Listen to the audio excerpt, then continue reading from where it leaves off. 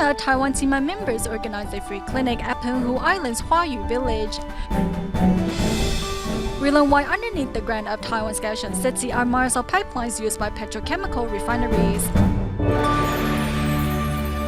Welcome to DaAi Headlines. I'm Helen Now. Thank you for joining us.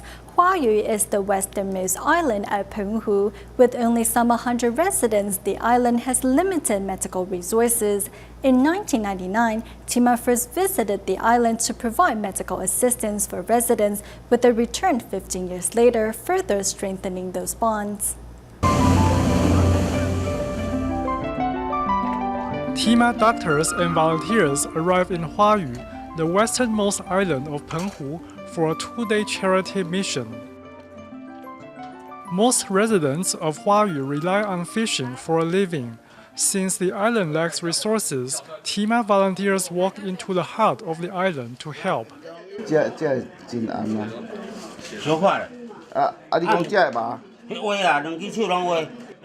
Local villagers rarely seek medical help as it is inconvenient for them to travel to Penghu's larger islands by boat. Therefore, TIMA doctors have come to them. If they don't come see us, it is a little bit challenging because we can't see their condition. If we talk to them face to face, we are more likely to persuade them to take medication. I'm very thankful that the TIMA doctors and volunteers have come to see me. TIMA first came to Huayu to offer medical assistance in 1999, cultivating a bond that has remained strong since. Anran looks very different today compared with 15 years ago. Though he is still bedridden, I'm sure that one day he will be able to get up. I'm really thankful. Anran is fortunate to have received help from Ma慈Ji.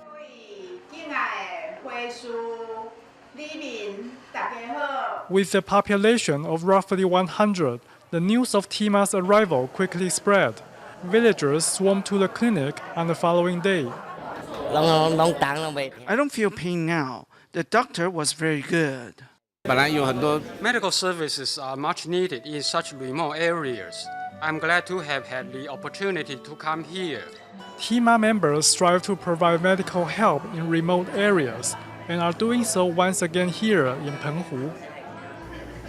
Although it has been more than 2 weeks since the gas blast in Kaohsiung, Taiwan, DaAi volunteers continue to visit residents affected by the tragedies to deliver hot meals and blessings. Knowing that many blast survivors are afraid of using gas stoves but are still without access to natural gas, DaAi volunteers promise to continue providing vegetarian hot meals in the days ahead.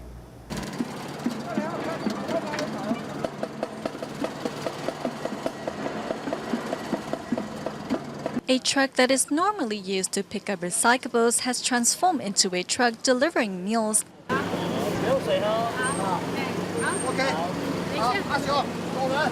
Upon arrival at the disaster site, volunteers quickly check their list before heading out to deliver hot meals.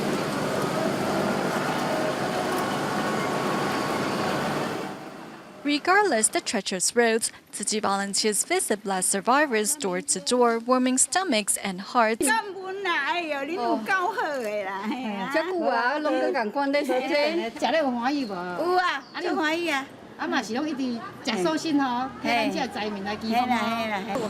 When we distribute hot meals to the residents, we will ask them if they still need us to deliver food later or the next day. Many residents told us they would like us to continue delivering food.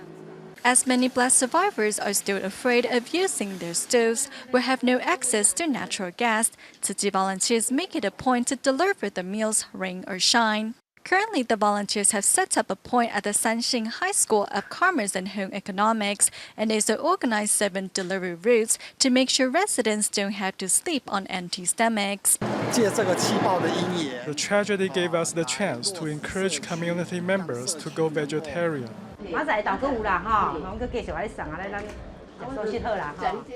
Pushing a cart that is packed with vegetarian lunchboxes is DaAi volunteer Yang Xiaojing.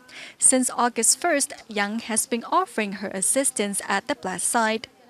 Although the torrential rains days ago flooded her home and her car, Yang still put her problems aside to help those devastated by the explosions.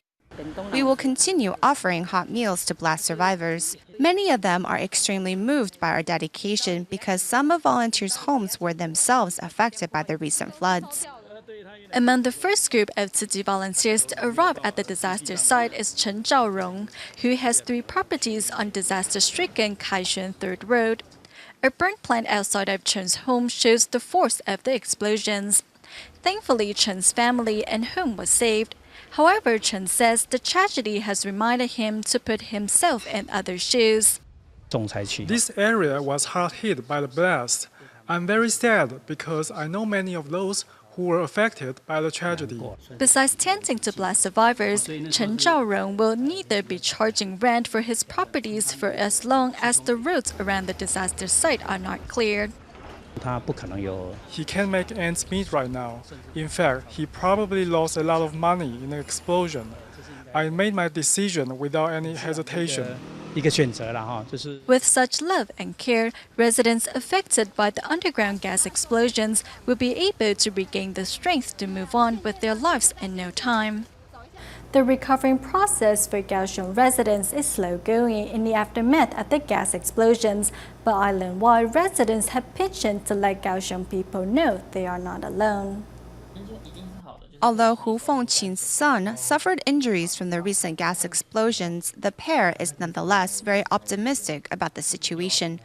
We're blessed. He's currently still recovering, but he's doing well. We're doing good. I'm being taken care of here. I'm just regretful that I can't do more to help. Widowed last year, Hu lost her partner and financial pillar. Thankfully, at the time, she had already joined Tzu Chi and was able to find a new purpose in life through her counterpart's support.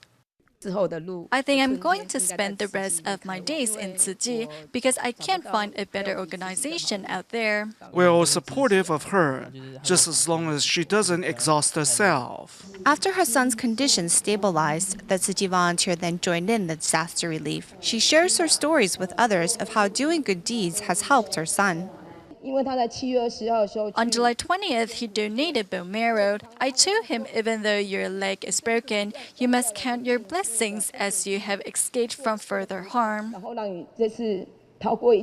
Determined to walk the Bodhisattva path, Hu Fengqing transforms her sorrows into love for others in order to live life to the fullest.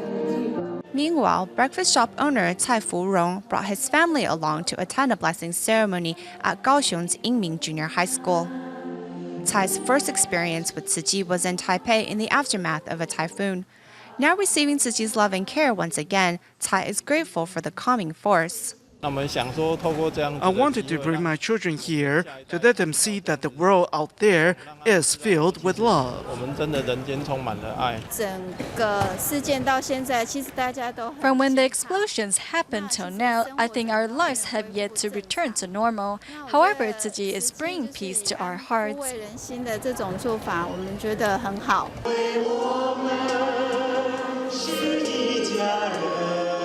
Another participant was Zhou Su-zhen, who brought her 88-year-old mother along to the blessing ceremony.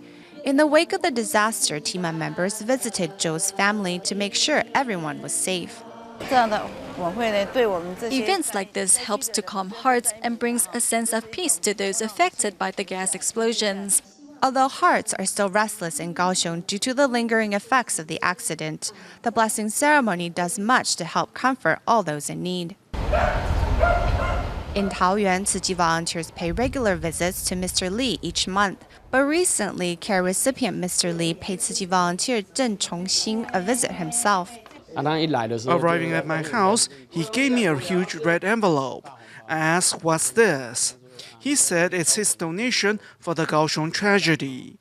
He wanted to give back to Tzu Chi for all the support we have given him. Grasping the real value of life, widower Mr. Li does not let the bumps along the way, like having to raise 2 kids on his own or finding out he has liver cancer, get him down.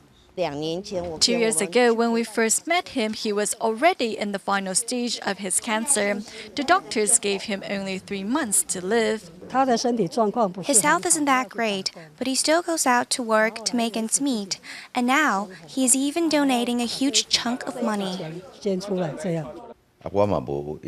I didn't have anything in mind. I just wanted to do what I can to give back.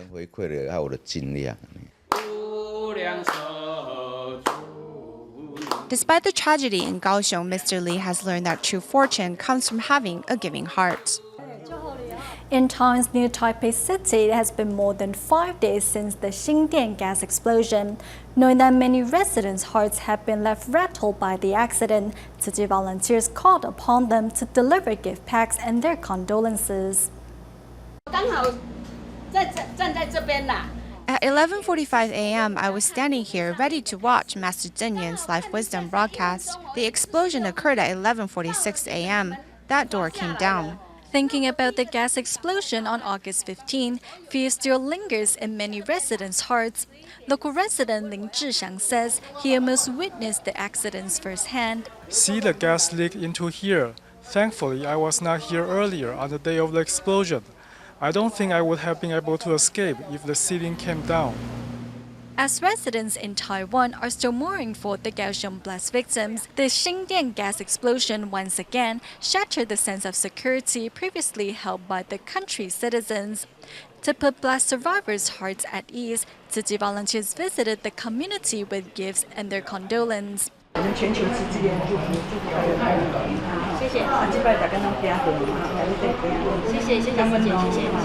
Despite the downpour, 20 Tzu volunteers visited 2 buildings and 12 shops, offering warmth and much-needed emotional support. All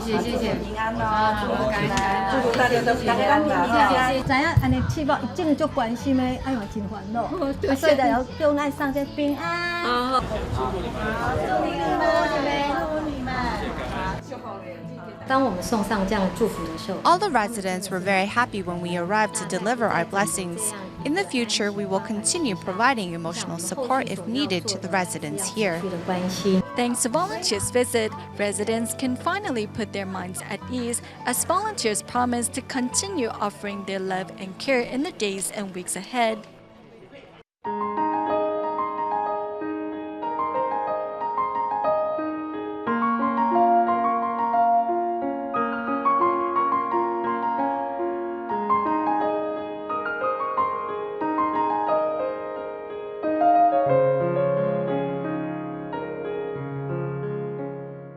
The Kaohsiung gas explosions on July 31st caused 30 fatalities and injured more than 300 people.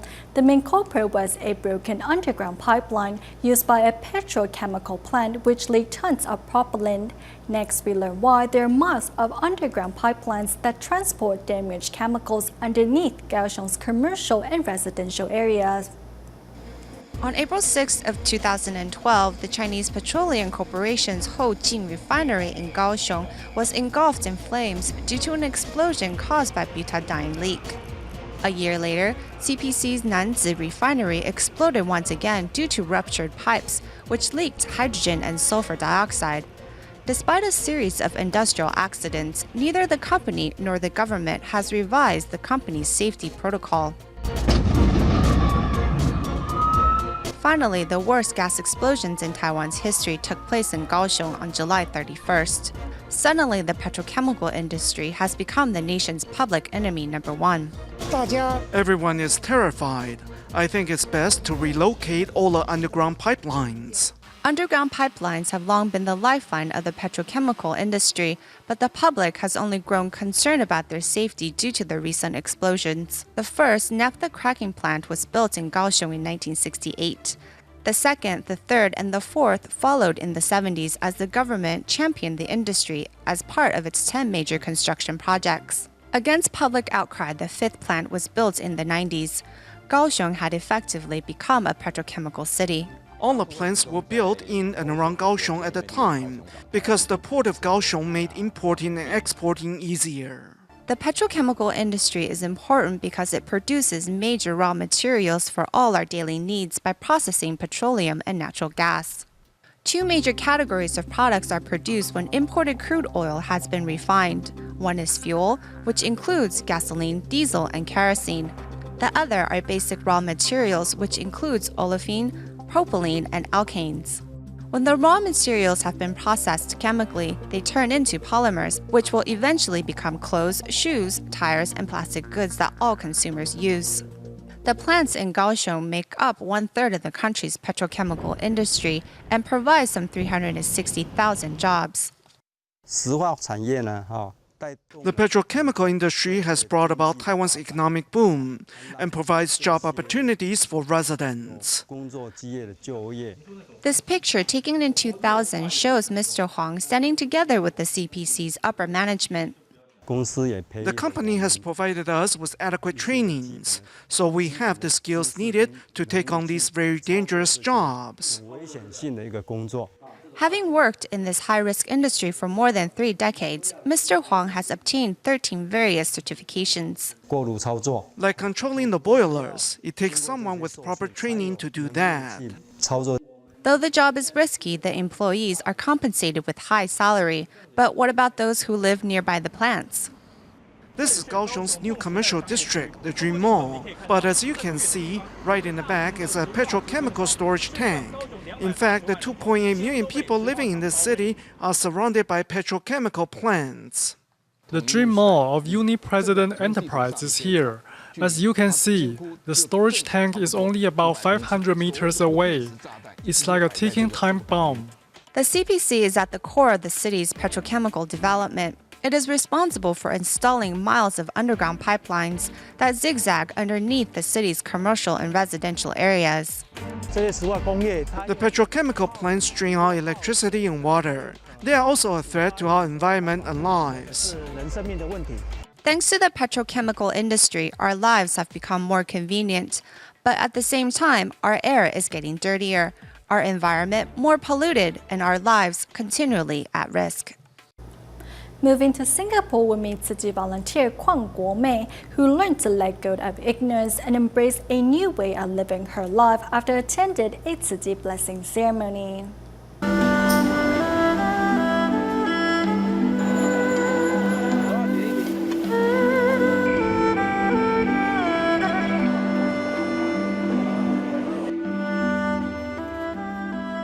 Though living in Singapore, Kwang Kuo-mei once firmly believed in the myths surrounding Lunar July.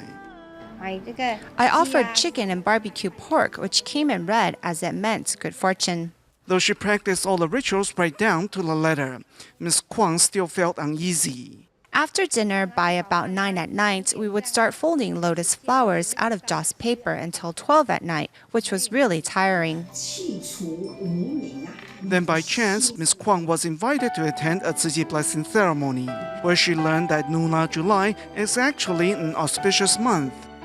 It was something that I had never heard before. I thought if I stayed on the wrong path, my children would continue to blindly follow such superstitions. Thus, Miss Kwang began to reduce the amount of joss paper she burned. Realizing it had no effect on her life a year later, she decided to use the money set aside for joss paper to give to charity in her parents' names. So now, whether it is a wedding or a funeral, I will have no problem attending. The master once said, "Don't wait for death by sitting at home. We should go out and take action." I feel very wonderful now. Letting go of her ignorance, Miss Kwang is now actively volunteering, giving new meaning to her life. The 7th lunar month is considered Ghost Month by the Chinese, and in Hong Kong, locals also burn joss paper and make offerings to mark the occasion. However, to Buddhists, the period is considered a month of auspiciousness and a time to show devotion to parents. To promote such ideas, Tzu Chi volunteers have been holding blessing ceremonies and advocating vegetarian diet in various communities. To spread the idea that Lunar July is in fact a month of auspiciousness, Hong Kong Tzu Chi volunteers recently invited local seniors to a vegetarian banquet. This bamboo coin bank is for you. We hope you can contribute on a daily basis and learn to pass the love forward. Once the coin bank is full, you are ready to help others. Through a performance, Tzu Chi volunteers encourage people not to burn just paper. It would be nice if we can have kind thoughts. We should demonstrate our kindness more and show it to everyone. Great love is all-encompassing. As there are only a few vegetarian restaurants in Hong Kong, Tzu Chi volunteers have had a difficult time promoting vegetarianism. Nevertheless, they have kept trying by sharing their experience with others. With a balanced vegetarian diet, it actually enhances nutrient intake and vitality. I'm a successful practitioner of vegetarianism. Initially, I thought a vegetarian diet would not provide enough nutrition or energy, but it's not been the case. I think not eating meat and adopting vegetarianism is beneficial to everyone. Protecting the earth involves not just vegetarianism, but also environment conservation. On this front, Tzu Chi volunteers headed to Zhuangguan-o to advocate garbage reduction and to call on the public to stop burning just paper in their communities. It's better for the environment. Burning just paper will produce a lot of smoke, which is bad for our health and cause pollution. As this auspicious month continues, Hong Kong Tzu Chi volunteers will continue to hold blessing ceremonies and various related activities to promote better and healthier living habits. Knowing that education is the key to ending the cycle of poverty, Malaysia Tzu Chi volunteers have been providing countless underprivileged students with scholarships and subsidies for meals and transportation. Next, we go to Malacca to meet scholarship recipient Jaya Prakash, whose life has changed for the better thanks to Tzu Chi's timely assistance. Arriving at the home of scholarship recipient Jaya Prakash, Tzu Chi volunteers are here to visit their old friends. For the past 5 years, the volunteers have been offering this family endless physical and emotional support. When we first met the family, the mom was very depressed and the children were very young. They were poor and living in hardship. On August of 2009, Jaya Prakash's father passed away in a car accident, leaving the family in despair. I know that my mother has to go through a lot to look after our family. When my father passed away, I was afraid that we wouldn't be able to go to school. I didn't know what to do. I had to earn money to pay rent and my children's transportation fees. It was very hard. Thankfully, Tzu Chi volunteers decided to take this family under their wing with monthly subsidies and tuition aid. I'm very happy that we still have a chance to continue our education. Thank you, Tzu Chi Foundation, for giving my family the chance to live a better life. Life is so much easier after we started receiving Tzu Chi's aid. I am happier too. This is an award for being the first in my class. I got this one for having good behavior, and this one for passing the 6th grade exam.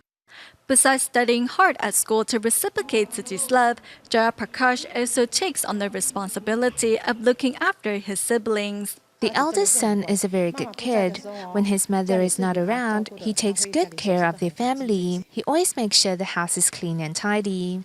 With Tzu Chi's timely assistance, this family has passed through this most difficult of times and regained the courage to embrace the future. We go to Malaysia's cadet at the end of the show. Before their departure back to Taiwan, a children's theatre troupe made up of students at the Tzu Chi College of Technology put on a joint performance with students of the local Tzu Chi kindergarten. We'll leave you with these images. Thank you for watching DaAi Headlines. Goodbye.